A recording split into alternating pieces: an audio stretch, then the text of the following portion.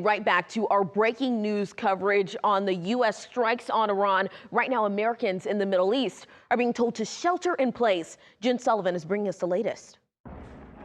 Smoke filling the air in Iran's capital of Tehran Saturday. On the ground, flames and people screaming.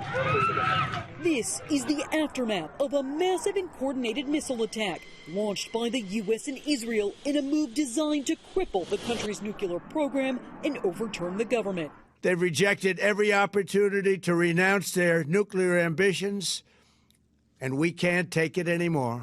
One of the targets was the compound of Iran's supreme leader. Israeli sources now reporting he was killed. The aim is to put an end to the threat of Iran regime.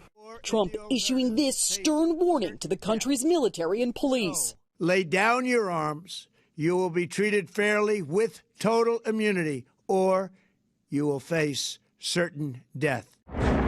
In response, Iran launching a wave of retaliatory strikes on U.S. and Israel targets across the Middle East, including a U.S. military base in Bahrain, seen under a plume of smoke in this video. We are actually attacking the American bases in the act of self-defense.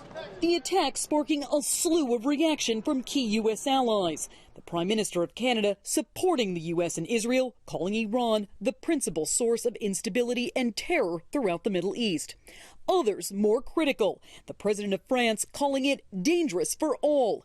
EU Commission Ursula von der Leyen saying she's going to hold security meetings Monday. Some Democrats also condemning the action, saying Trump did not get congressional approval beforehand. I wouldn't hesitate to use the American military to protect Americans and our interests, but I just don't see at all how this is what Americans want. And Democratic leaders saying Congress should return to session immediately and vote on war powers resolutions. Jen Sullivan, Atlanta News First.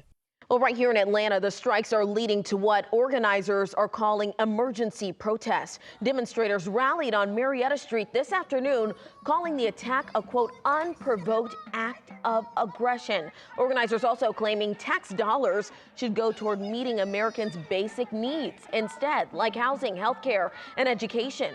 Similar protests are happening around the country tonight. Georgia lawmakers are expressing very different opinions on the strikes. In a statement, Republican Congressman Barry Loudermilk calls the operation, quote, stabilization. He says in part, quote, by ending Iran's ability to threaten the United States and its neighbors, we eliminate the chief obstacle to peace in the Middle East and open the door to a more secure future for the region.